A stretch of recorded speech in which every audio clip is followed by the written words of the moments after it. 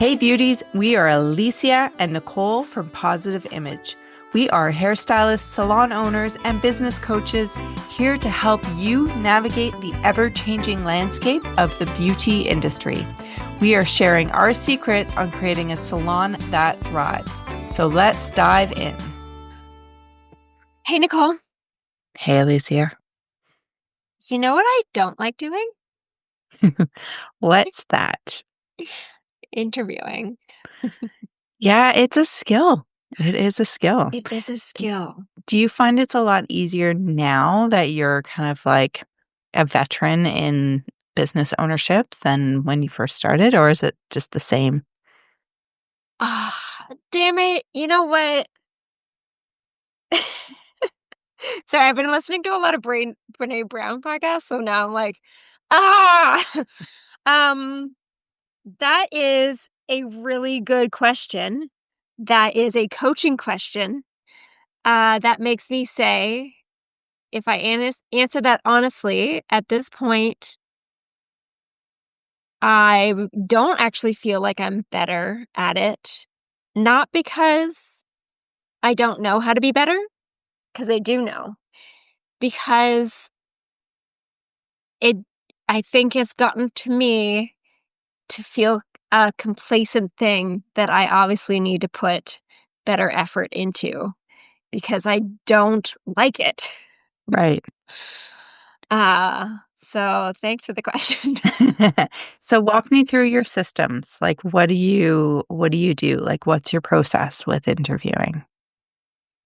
I think my key thing before anyone ever comes in is I want them to answer for me what sustainability means to them. Because that's a Bec- really important aspect of your business, isn't it? 100%. Hmm. So a key part to before you start doing any interviews, even before you open, really, but maybe you're revamping, who knows? Um, Maybe you're re-dissecting your whole team. You're just like making a whole overhaul, which post-COVID, I think a lot of us have. Um, you need to know what you want to stand for because you can't hire a team that represents your business and your brand if you don't know what you stand for, if you don't know what your values are, if you don't know how you want your team culture to show up every day and impose that with your team, because obviously it starts from top down leadership and how you're going to set this expectation of everyone and also communicate that expectation. Because if you don't communicate it, then how is anyone supposed to do it? So yes, for me, asking about sustainability is key. I've definitely had people give me a Google response. I've also had people give me interesting responses that have to do with employment, which are valid, but they're not quite what I'm They're looking not for. on your frequency. They're not on my frequency. I love that. No, I want to know the plant and the earth and conserving Do you have stuff. worms? Yeah, yeah. Do you have a worm compost at home? Ooh, let's be best friends. Gosh. Yes, yes. Um, Unfortunately, I think it's more often now that I get more accurate to our brand answers. To which, I mean, that's a whole nother thing. Um, is if when I am hiring, I do love, I'm sure it's my ego, but I do love when someone's read my website and they're maybe not giving me verbatim answers from my website, but they've done their homework. Even if that isn't actually who they are, they're still giving me answers in the correct direction. Mhm. I love me a keener. So yes, first thing is I will ask them to answer that before they ever come in for an interview. If they're not interested in the planet, I don't usually want them to come in for an interview. And I love that. I love that that's what you stand for. Like that really works with like this is your value. And if they don't align with their value, there are so many other salons within Toronto that they can go and work towards, because you really want to bring in and have, you don't want little like Alicia replicas, but you do want people that have the same vision, and that, well, maybe you do want the little No, we Alicia. don't. I mean, no, I'm a No. lot. You broke the mold. Um, but you do want people that have the same vision and that you can hold them to that, and that even I think for you too, because sustainability is one of your values, that they're not overusing product. They're not wasteful with color. They're not going to be doing like 5 pumps of shampoo when really you only need half a pump sometimes. Yeah. So that's such an important question, and I love that. So, when people apply to you, is that like, okay, thanks for your application. Tell me what's sustainable. Is it a form on your website that they can click, and then that's a question and then they send you the information? If I have an ad on or posting on, say, Indeed, then it is one of the questions. Plenty of people Yes. don't answer it. But what a great way to weed out Mhm. Yeah. people who don't, because if you're looking for a hairdresser, sorry, you just like blew my mind. But if you're looking for a hairdresser, definitely want somebody who has attention to detail. And if they don't have that attention to detail, being able to answer that question or even know to read it to put it in there, then do you really want them as a hairstylist on top of their answer too? Because I don't know about you, but I have not figured out how to teach attention to detail. So what a I great think you have way, a little bit, but a little bit, but I feel like we've I talked about it a also, little bit. yeah. Anyways, I love that. I love that. I know I put in, please email me with a cover letter instead of replying directly on Indeed. And Okay. anybody who did that got priority of the email back and Because they interview were capable of listening and reading and following instructions and instructions. following them. Yeah. Yes. But I absolutely love that, as a question on Indeed, and I think that is perfect to have it in there to see if somebody's read all the things. Uh, the little coaching tip for you too. So if you have a place on your website that you can, like a form box, or if you want to inquire about a job, you could also put email me here and give me this information, include your, say, Instagram handle, your, about just a little blurb about you, and also what sustainability means, so that you're also getting those people coming to you directly from your website too. Yes. We have it on the website as well. Do you find you get a lot of people submit through your website? Sometimes I do, sometimes I don't. I have hired somebody who has submitted through the website when Yeah. I wasn't looking, and I almost turned them away, and at the last second, I was like, "What am I doing?" I had a good feeling, and I'm like, "I'll make this work. If it's meant to be, I'll make it work," and they've been a great person to have as a teammate. I mean, that's a good point too. Like, trust your gut. Yeah, and don't think that you can fix everybody. So I was listening to the Gina Bianca podcast. Oh, I'm gonna mess up her name. She was talking to a salon owner in Calgary, I believe. Hair with Farhana, something like that. Something Farhana is the stylist, the owner. Um, I'm really sorry if I got your name wrong. I just heard it and I can't remember how it was spelled from my phone. But she was saying that a question she likes to ask, which I was like, "Oh my gosh, this is brilliant," is like, what does your Sunday look like? What does your day off look like? And what she was looking for is, does that person have support in their life? And if they didn't have support, that they were possibly likely to need you, the owner, so much more versus having their own support. And I think that's, I don't know if it's business owners, I don't know if it's salon owners, because we're used to like giving way too much to our clients also, that we also then give way too much to our staff and are too emotionally available. And it's one thing to like support your team and be able to give them tools to grow and be better. It's another to be their therapist. Yeah. when they haven't even thought about seeking therapy. Yes. No, that is a good question too, because if they like, you also want them to be able to have a conversation with the clients too. So if they have an interesting life or they like to do interesting things, that means just the conversation that they have could be a bit more interesting rather than like, oh yeah, I just sit at home and,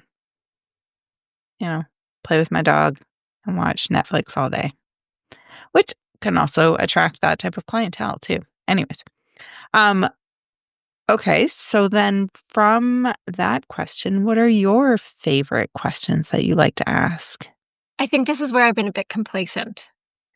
I don't love the give me a time when, give me an example when, though I can appreciate that they do lead to showing the in between the lines of a person. Um, I think questions like that just help me with reading someone's body language. Um, I do like to also ask if people have questions for me, Mhm, and I almost think that that's what I like more. I already mentioned I like a keener, so I absolutely love when someone's like, "Oh, I actually made a list." shows that they wanna know or they're really it's not just a job that they're looking for. I actually don't like it when people don't have questions because 'cause I'm like, Yes. "Oh, okay, you're just doing this to get an interview?" Like, or have so when we do in-persons, I always try and put them at ease and just say, "This is just a conversation. Like, it's not an interview. I just wanna get to know you and, vice versa, and so let's just have a conversation." I think I love to ask them, "What why did you pick the salon? Like, what is it about the salon that really made you think, 'Yes, I'm gonna go and press the apply button,' not just, 'I want a job.'" Which I also think is, I every single question that we ask a similar question also, tells us whether that person is there just for a job or whether they actually care. And I Mhm, think at the end of the day, it's not entirely the answers, it's, like, where these answers are coming from. mhm, Because 'Cause I've definitely gotten people who are like, "Oh, yes, well, I went on your website and I saw that you do this, this, and this." And I'm like, "But you haven't explained to me why that matters to you." mhm, And they'll follow up with, like, another, "And on your website, it said this, this, and this." And I'm like, "I don't not what about you? Like, why does that matter to you?" And I can tell in those moments, even though they're technically, quote, unquote, "telling me all the things that I wanna hear," feeding my ego that they've read stuff on my website, they don't they're not sharing it with me, like, as if they actually understand what any of those things mean. yeah. Have you had anybody pick up on the fact that you, are you have a podcast? No, I'm not gonna lie, sometimes I'm like, "How do I interject in every single conversation that I have a podcast?" Because the number of times that people are like, "Oh, you have a podcast?" I'm like, "It's been for a while. How do you not know?" During this last round of hiring, I was looking for a receptionist and somebody to help with social media, digital marketing. I had quite a few people that I was tempted that were like, I can help you edit the podcast. And like, I have sound. And I was like, oh, but that is not serve Manzer very well, but it serves me amazingly. So, Maybe part-time. Oh, that's interesting. I mean, maybe I wonder if that's more specifically because of what you were looking for. perhaps it's also at the footer of my email.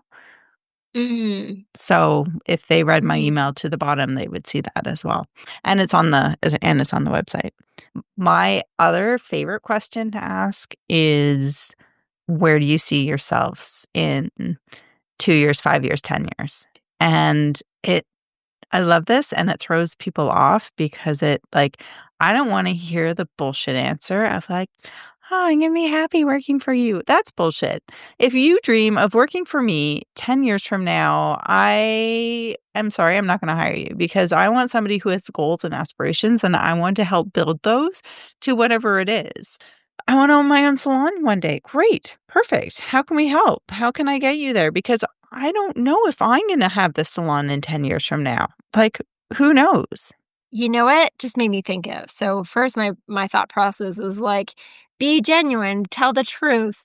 And then I was like, well, obviously there's going to be some salons that won't hire you if you say that. But then I was like, well, obviously you don't want to work there because then they're not going to support you and show you how to run a business and support you when you do this crazy thing that is a lot of work that you thought you asked for. You never did actually ask for.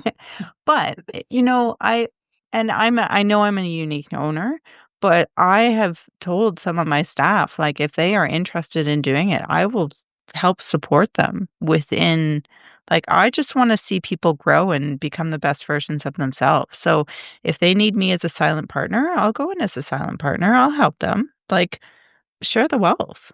Why Yeah. not? I think that's like a to both hairstylists and salon owners listening. I think we're always telling you to think big picture, but I think this is like a really big moment to really sit down and be like, no, let's think big picture instead of always having this like my clients, my contract, I don't know what you want to call it, whatever, threat of employment, whatever. Have it more of a, well, where could we go? What Yeah. are the opportunities? Oh, you do want to own one day? Cool. Is that something you want to do with us? Yeah. Is this my retirement plan or just in an investment plan? Or do you wanna eventually buy my business? Who knows?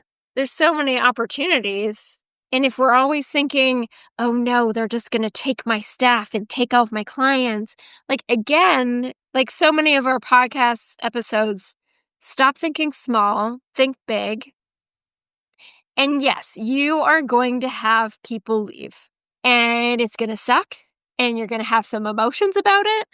At the end of the day, though, like, how much cooler is it? How much better does it feel to sit there and say, I actually supported that person the whole way, knowing that they may stay or they may leave, whether they're an apprentice, whether they're a junior, whether they're experienced, whatever, whether they walk in saying that they want to own. You've supported them and were positive with them or gave them, like, the harder conversations that they needed to have to grow. And, like, with that, I've definitely had termination conversations of people with the fact that, like, staying with me is not good for them Mhm. because they needed to grow in a different direction, whether they went on to do something grand or they just needed a different space. Like, let's stop thinking so small and think bigger in whatever. You wanna be a leader, you wanna have a legacy, or you just wanna have a positive name on the street in the industry of, "Don't go there because that place is blah, blah, blah."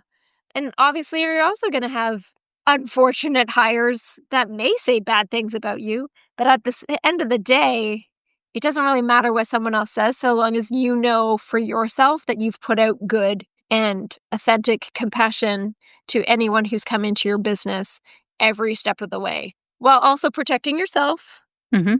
but still going with, like, that positive benefit, how can I help kind of mindset versus less than. Alicia and I, went on a business course recently, and it was all about culture and creating culture within the community, and we heard some really interesting, job interview questions from this course, and I'll read a couple of them because they might resonate. So, with your values and the behaviors that you have and that you want within the team, you can also interview based on those.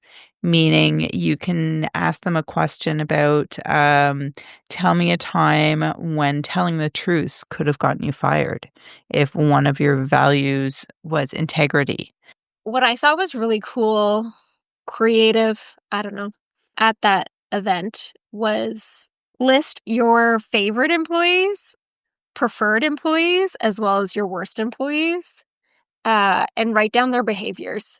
Mm. Write down how they showed up at your salon. And that's a quick, easy way that you can find what it is that you actually do like in your team and what you don't like and what you don't want to see. And that can get you to those definitive values faster. Oh, exactly. And it's so much easier than thinking, what values do I want in a player? Am I a person? It's more, what values do I have already in my a person? It's a much easier way to think about it and to actually name them as well. So another question could be, tell me about a time that you had a tough encounter with another coworker or an employee of a business, and what was the outcome of it? So there's a lot of, like, when you start to think about things that way, there's a lot of stuff that come. I also get people sometimes to, like, close their eyes, usually over the phone, but close your eyes and tell me what you think it's like to work as a stylist at the salon, or as an assistant, or as an apprentice. What do you see yourself doing on a day-to-day basis? Asking even if they are more like, would your friends say that you're a highly motivated person? Like, asking people questions about what would others say about you. Sometimes even what your least favorite thing to do in the salon is and what your most favorite thing to do in the salon is. Again, you'll probably get a BS answer, but your own kind of body language and bullshit radar will tell you whether what that person's like. And if they're going to keep bullshitting you over and over again, then again, not necessarily the person that you want to have and deal with on a daily basis. I think too, like with these questions, you just feel their vibe. Like, are they being purely fake? Or are they being really genuine? Are they taking a moment to think about it? Also, keep in mind, is this person nervous? So, like, what can you do to make them feel more relaxed? Nicole, you were saying that you'd like to tell them to just have a conversation. For me, I like to not be ready for them when they get here. Um, I like to, see if they want to go to the washroom. Do they want to drink? Do they want to walk around first? Um, and then that way they've had a moment to like take a breath and Yeah. acclimatize to the space and feel the space. And then what is your interview process? So they send you an Indeed, you ask them a question, or they answer the question in the Indeed. Do you do a phone interview, then an in-person, or do you just do an in-person? Do you get the entire team involved, or is it just you? So yes, there's the virtual answer my questions thing. Sometimes I'll ask a bit more in depth of like what they're thinking, where they want things to go. Especially if I haven't posted, like if I'm not actually actively hiring, like I'll want to know more about whether I actually want them to work for me, like whether there's something special about them for me to make an exception when I'm not currently hiring.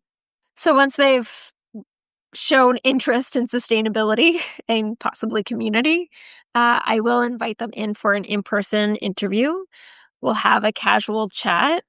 I've definitely had ones that have gone on way too long, and in retrospect, I think those are all red flags. And then I like to offer them like a working interview. So usually a few hours. If they can, if they're licensed, I like them to bring in a model and just so I can see how they work with a client. I mean, obviously I care about their work, but like that just lets me know where they're at. And I feel like I can always train someone to be better, or unless, of course, they just shouldn't be a hairdresser. It's another conversation. Um, and then I also want to see how they're interacting with their potential new coworkers. So, are they interacting with them? Like my team will usually say hi and be like, "Who are you? Yeah. What are you doing here?" So like, are they interacting? Are they really timid? Are they trying to stay away from everyone?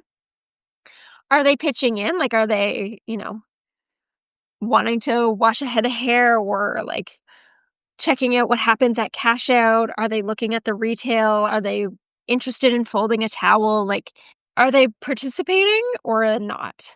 For me, I'm a very like, I think I'm lovely if you're a very independent person who can work with other people easily.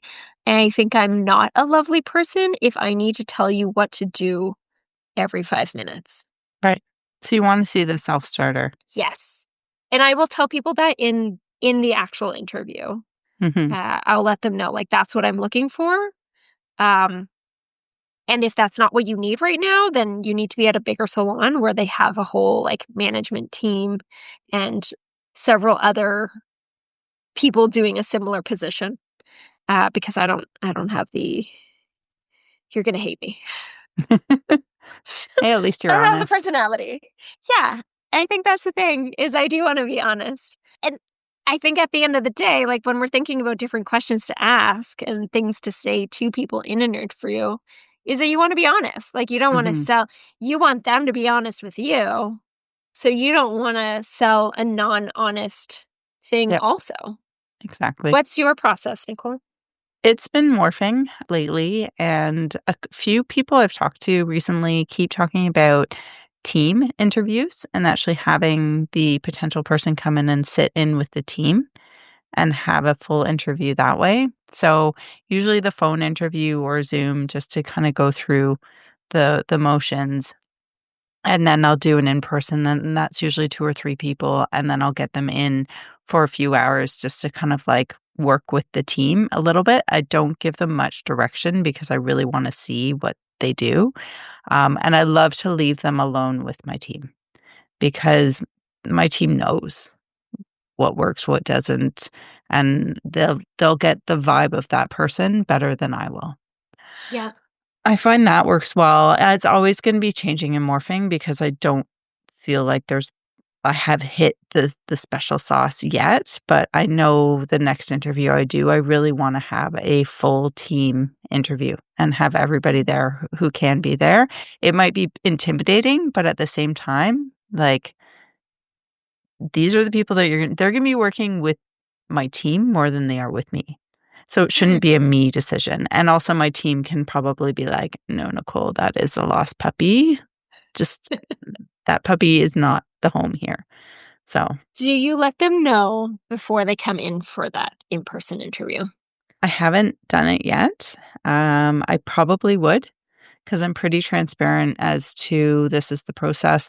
The best thing that I did recently was I set up a Calendarly account, and booking all of my interviews and stuff through Calendarly was freaking game changer, That's because I great. wasn't emailing back and forth with like, "Oh, I can do this time at this time." Nope, this is my schedule, book yourself in. They know how much time it is, and it just auto populates right into my calendar, and it was the best thing I've ever done. Um, and then it also having the team meeting, what I can see is making that decision a lot easier too. Because if everybody's a heavy yes on the one person, amazing, great, easy. But if it's just you or you and one other person and you're going back and forth between a few different people, then it can be a trickier decision to make. I wanted to add to your, like, what does a day at the salon look like? I feel like that's especially useful for seasoned hairstylists as well as your apprentices. Um, for me, like, everyone cleans at the salon, Mhm. not just one person, like, not just, like, the assistants, you Yep. know? So I think it's, like, gauging whether they're volunteering, that they know that they're gonna need to do some of that, or if they just think that they do their clients and then they sit in the back on their phone in between. And that is another topic for another podcast. Okay, so what did we cover? We covered a lot. We covered good questions to ask, really why having your brand and having your values are so important because it really helps you pick out and find the right people to help you and support grow your team. Covered things that you can put in your ad that help do going through the first kind of phase of shifting through the people who apply. And we covered some questions to ask, some body language. Body language, yes. Big picture, different options for interview processes like steps. And we cover all the other things in so many other episodes, like actually hiring someone. All right. Awesome. That's a wrap. Thanks so much for listening in today. The Positive Image Podcast exists to empower hairstylists and salon owners with real conversations, practical tools, and authentic stories, building confidence, connection, and community in the beauty industry. Subscribe to stay tuned in for our next episode.